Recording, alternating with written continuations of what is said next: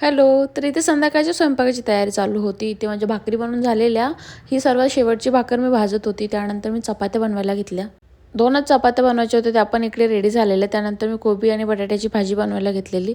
तेल गरम झाल्यानंतर मी त्यामध्ये तेजपत्ता, दालचिनी टाकून कांदा ॲड केला आणि ती व्यवस्थित फ्राय केल्यानंतर त्यामध्ये बारीक चिरलेला कोबी आणि बटाटा ॲड करून दिला आणि ते व्यवस्थित मिक्स करून त्यांना छानपैकी परतवून घेतले. ते परतल्यानंतर त्यामध्ये मीठ ॲड केले आणि परत ते व्यवस्थित मिक्स करून त्यावरती झाकण ठेवले आणि स्लो गॅसवर त्याला शिजवू दिले.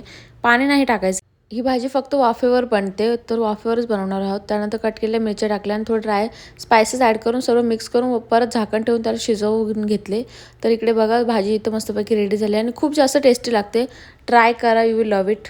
ही भाजी सुकी झालेली होती. घरात परत रश्श्याची पण भाजी लागते, म्हणून मी इथे वड्यांची भाजी बनवायला घेतली. वडे भाजून घेतले व्यवस्थित. तेलामध्ये मस्त कांदा, टोमॅटो, मसाले सर्व फ्राय करून त्यामध्ये भाजलेले वडे त्यामध्ये टाकून दिले. त्यानंतर गरम पाणी ॲड केले आणि ते वडे शिजत साईडला ठेवून दिले.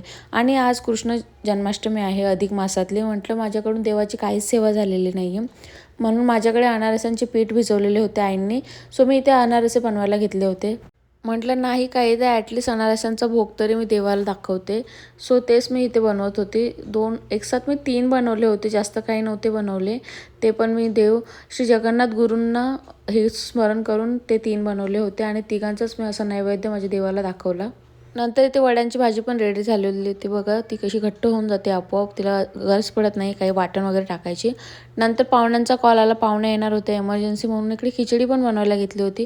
फटाफट खिचडी बनवायला घेतली आणि पाहुण्यांना यायला खूप जास्त उशीर झाला होता, ज्यामुळे ते जेव्हा आले तेव्हा मी भाजी बनवायला घेतली गाठ्यांची, कारण गाठ्यांची भाजी आधीच बनवली असती तर ती पूर्ण नरम होऊन गेली असती.